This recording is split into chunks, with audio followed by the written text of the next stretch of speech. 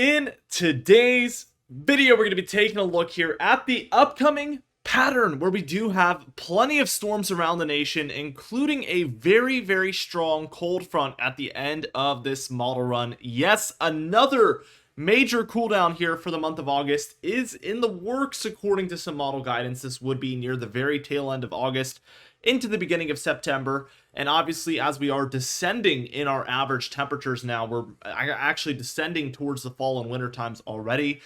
It should be even cooler than our last one for sure. It's looking pretty violent with a nasty cold front along the way, which could bring some bad thunderstorms before giving way to those very cool temperatures.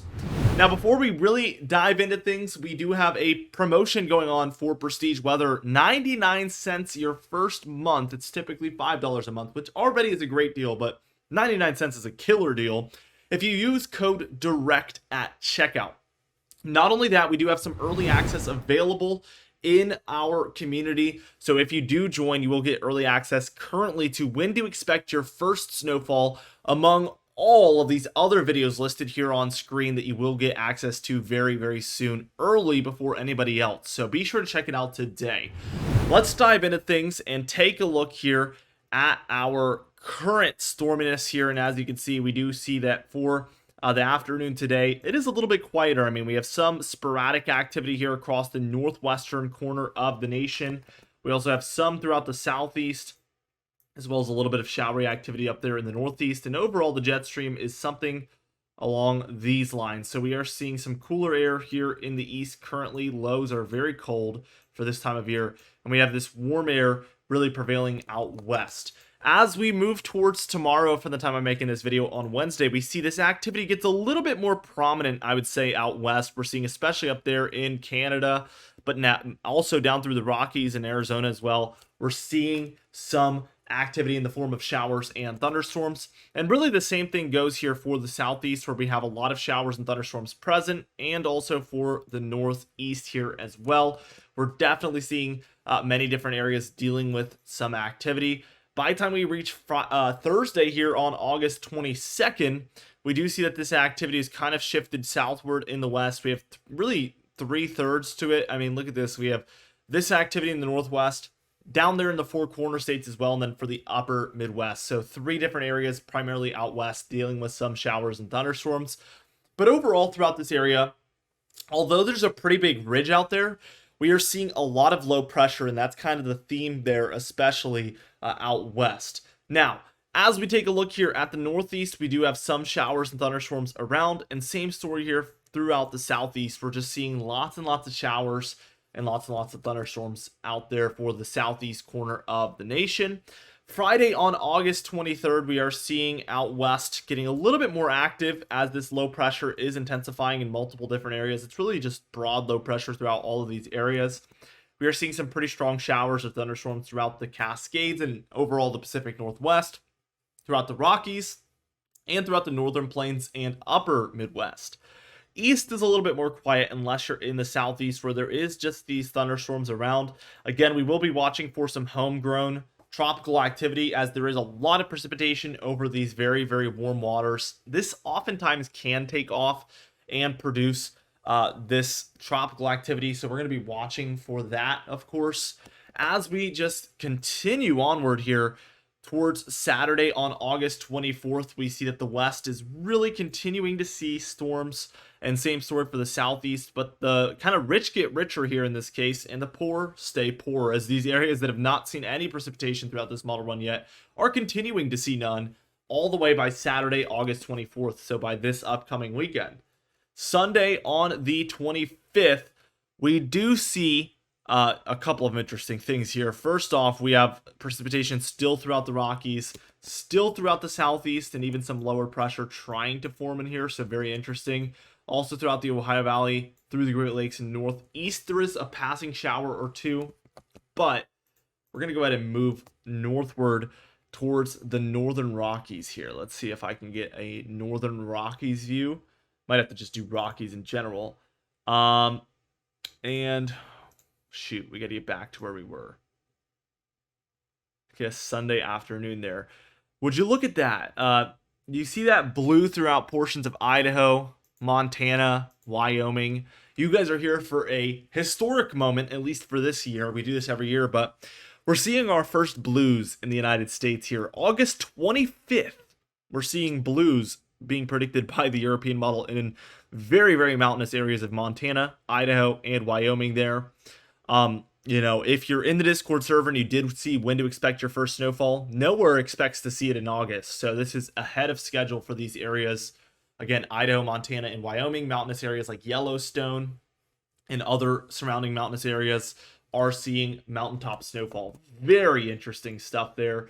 Let's just move back to the United States view and move along here. I want to take us towards Monday the 25th. And we do see that this major storm system actually begins to develop, but mostly for Canada here. We see heavy showers and thunderstorms happening here, especially to the east of it, probably would be in the form of thunderstorms, I would say. Very interesting stuff. The southeast, again, tropical activity needs to be watched for throughout all of these areas. And then the northeast, we're still seeing showers. So I feel like we're kind of just going over the same thing. We're stuck in this repetitive pattern, it appears like. Here's Tuesday, and we get even quieter. I mean, even the west is quiet, the central states, and the east, really, unless you're along the Gulf or very far southeast coast, you're seeing almost no precipitation. We do have a strong storm up there in Canada, likely another stronger storm system out to the west of Canada. So a lot of our activity is up in Canada. The United States is left high and dry. By Wednesday, things do look to be changing. One thing was we have showers and thunderstorms kind of present throughout the Midwest and Ohio Valley. But not only that, we have that second stronger low here with a strong cold front underneath for Montana, North Dakota. And we see an Arctic front, really, an Arctic blast moving down. It actually originates from Alaska, so the Arctic Circle down straight into the eastern states. Let's continue to track this. Here is Thursday, and it's racing in 992 here over the southern Hudson Bay. And look at this cold front. Strong thunderstorms, quick moving and violent, very windy likely, along this cold front for portions of Canada, Michigan, Wisconsin, Illinois, Iowa, Missouri, Kansas, Oklahoma, down through even the panhandle of Texas. And this jet stream is looking wonky, to say the least. Here, we're seeing something along these lines with your low pressure system right here. Warm front right there, cold front right here, of course, and we're seeing warm air racing northward, cold air really, really hurrying in, and that's going to swipe that from the side, which does cause severe weather oftentimes. So we will be watching for some potential major severe weather along this as well for late August. This is Thursday the 29th. Here's Friday the 30th, and it's just on its way, but a 987, very strong cold front, and this is brutal Arctic air that is moving in behind this. We'll look at it in a minute, but this would be the strongest cool down of this cold season so far. No big surprises because we've only really seen one before this, and it's kind of ongoing right now. And this one looks even more violent in many different ways. So we're going to move on and talk about that in a minute, but let's take a look at the tropics. Really nothing to speak of except for the remnants of Ernesto. We do see some signs. I mean, we have a wave here that needs to be watched. It kind of wants to move in here. Doesn't look to develop as of now in the model guidance. It's a possibility, but doesn't really look to. Again, homegrown systems need to be watched as we have a lot of instability in these areas. Could see something try to pop up, but mainly we're going to be watching this area here, or MDR, short for Main Development Region, where there is continuous waves moving into this area. We get one here that's out to sea. This one's near Bermuda, could develop. So that's kind of system number 2.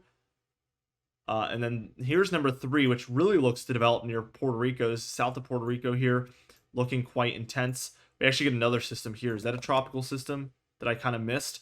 Yeah, we actually get one to form off the southeast coast. So again, these homegrown systems need to be watched. This one kind of just moves straight up northward off that southeast coast. So watch that very closely. Develops into a tropical system off the Carolinas and really rapidly intensifies until it hits Nova Scotia. So we would likely, by this point, if this was correct, have 2 active tropical systems there, one near Atlantic Canada and then one south of Puerto Rico. Definitely activity looks to be on the upswing, and then we have another wave heading into our MDR again. So really, once September 1st passes, it looks like it's going to be open season for these tropical systems. Here is your total precipitation, and it is very, very underwhelming. I can't really pinpoint anywhere where I'm too confident in this looking above average precipitation wise. And yeah, I guess maybe if you're in the Northwest here or in Florida, you have a little bit of above average precipitation in these areas.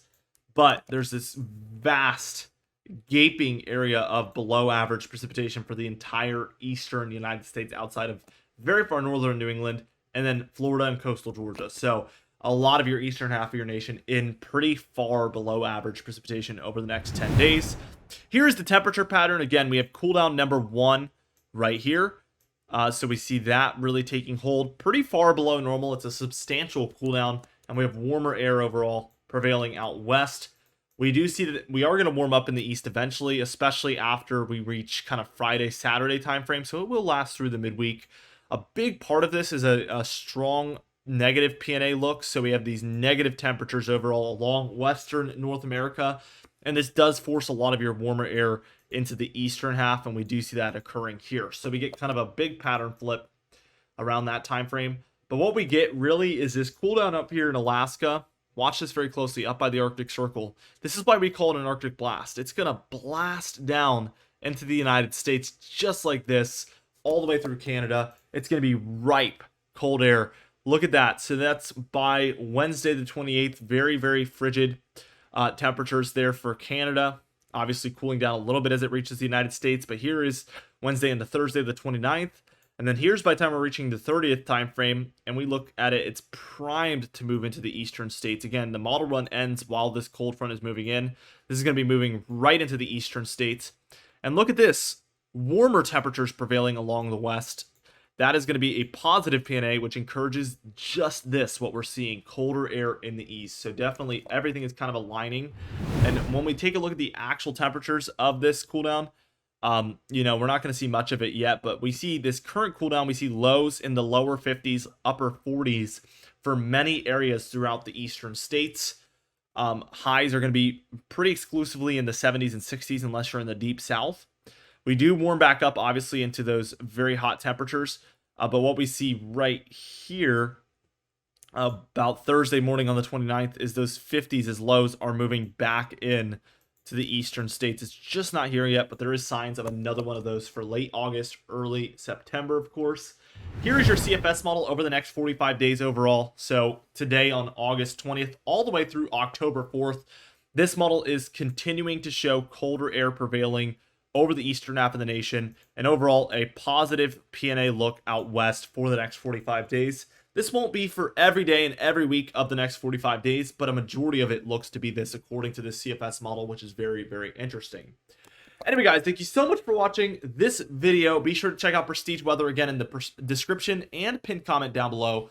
Be sure to subscribe as we do upload every single day. You can even hit the bell icon for daily notifications when we upload so you never miss one. Be sure to like the video if you did enjoy it. Leave a comment down below, and I'll see you guys in the next video.